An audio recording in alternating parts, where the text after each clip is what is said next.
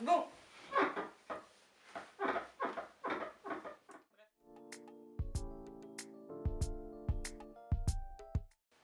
Bonjour à tous, ici c'est Brume, bienvenue dans ce premier épisode de l'Esprit Embrumé et aujourd'hui je vais vous parler de mon parcours militant.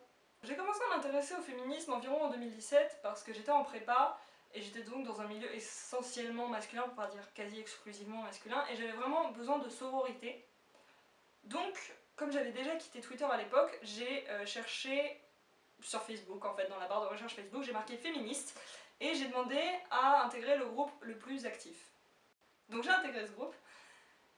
Et à l'époque, mon éducation féministe, c'était vraiment les inégalités salariales et les inégalités salariales, quoi.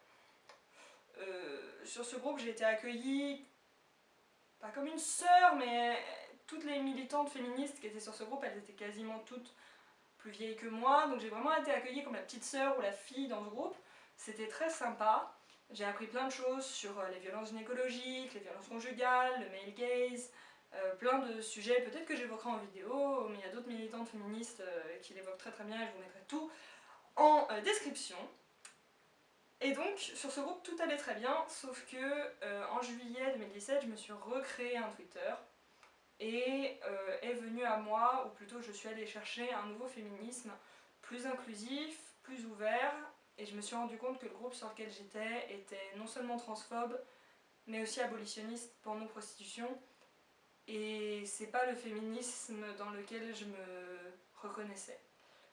Donc, je dirais en début de l'été 2018, oui, ça fait loin 2017-2018, mais c'est aussi pour vous montrer que ça prend du temps de chercher des infos, de se déconstruire, d'arriver à son propre esprit critique. C'est long, ça prend du temps, et j'ai pris ce temps.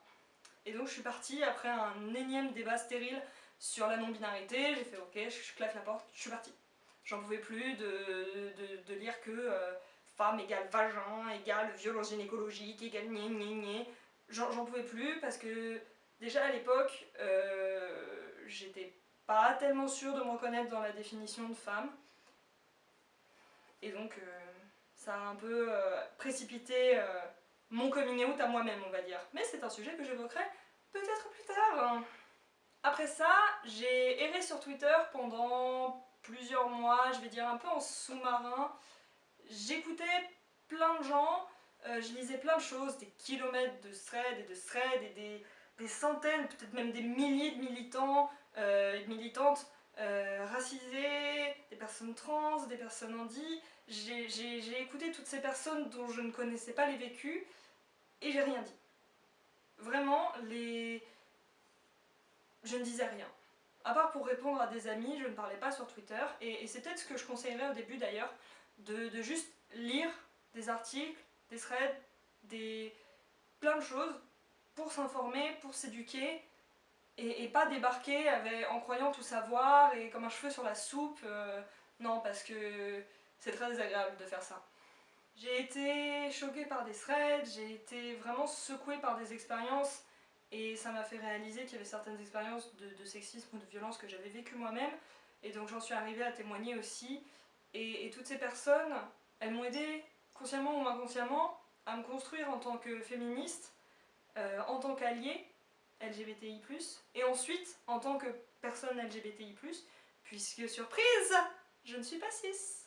Et ça, je l'ai aussi compris quand j'ai appris tout simplement la notion de non-binarité en fait. On remercie le chat qui mange ses croquettes.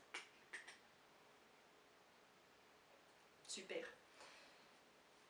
Et aujourd'hui, on est le 29 juin 2020, il est 17h43, et j'ai mis 3 ans pour affiner mon sens critique, pour affiner mon militantisme et l'orienter vers quelque chose que je souhaite vraiment. C'est-à-dire un féminisme inclusif sur tous les niveaux, et surtout un féminisme déconstruit au maximum, parce que je suis encore pas déconstruite sur certains sujets, ne serait-ce que le racisme, pour ne citer que ça évidemment. J'écoute des militantes sans cesse, je suis énormément de monde sur Twitter, dès qu'il y a un thread j'essaye de le lire, je suis énormément de gens sur Instagram aussi, d'ailleurs je vous mettrai les noms des personnes qui m'ont beaucoup aidé complètement inconsciemment à réaliser cette vidéo. Et je fais aussi cette vidéo pour vous, les nouvelles militantes, pour vous montrer que s'éduquer, former son militantisme, ça prend du temps, c'est long, parfois c'est douloureux. Il y a des gens qui m'ont remis à ma place, clairement, parce que à l'époque, j'étais quand même juste une jeune femme cis blanche. Bon, maintenant, je suis non-binaire, ça reste pas forcément différent, puisque je jouis toujours du privilège de cis-passing, mais on pourra en parler aussi dans une autre vidéo, je pense, parce que ça c'est un sujet très important. Mais surtout, ça prend du temps, et surtout, des fois, au début, c'est ok de se confronter à des personnes dont finalement on n'est pas tellement en accord avec les idées, parce que des fois, c'est des personnes qui ont plus de visibilité. L'important, c'est de toujours se déconstruire, de garder son sens critique, et d'écouter les personnes concernées, en fait. Si votre... comment on va dire,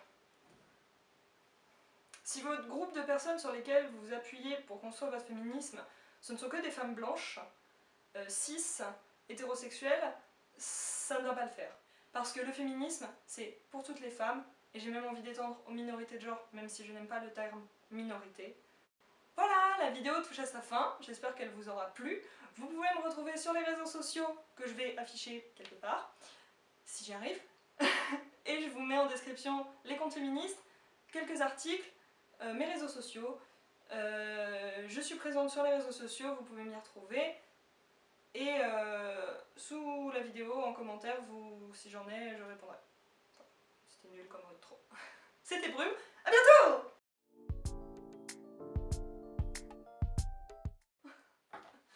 J'espère que la caméra s'est pas arrêtée. Putain, 7 secondes avant la fin.